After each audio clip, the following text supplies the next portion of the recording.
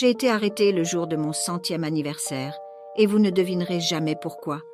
Je m'appelle Marie, et après un siècle d'existence, j'étais convaincue d'avoir tout vécu.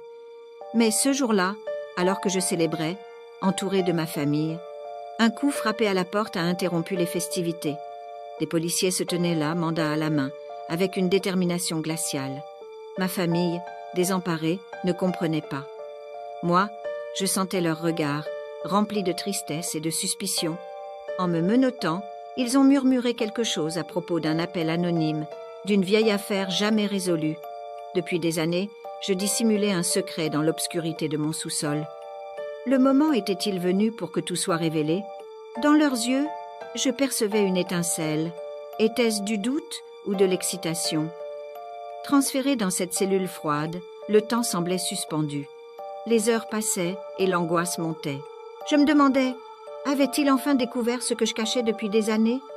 Ce que j'ai fait ensuite va choquer tout le monde. Découvrez la partie 2, disponible sur ma page TikTok.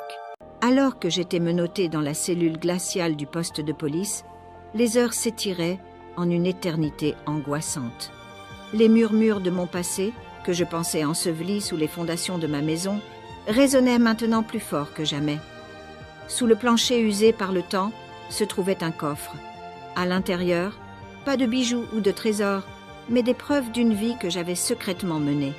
J'étais une héroïne de guerre, une résistante qui avait caché des fugitifs et des objets volés aux ennemis. Lorsque les policiers ont découvert mon secret, leur regard a changé. Ils m'ont vue non plus comme une vieille dame fragile, mais comme une survivante, une guerrière du passé. Les pièces du coffre racontaient des histoires de courage et de peur, d'espoir et de désespoir. Et puis, il y avait cette lettre, jaunie par le temps, révélant un dernier acte de bravoure. J'avais caché un enfant, le dernier d'une lignée, que j'avais sauvé des griffes de la guerre. Cet enfant, maintenant adulte, était celui qui avait appelé la police, non pas pour me dénoncer, mais pour me rendre hommage. Libérée, je suis sortie sous les applaudissements des policiers, une héroïne centenaire.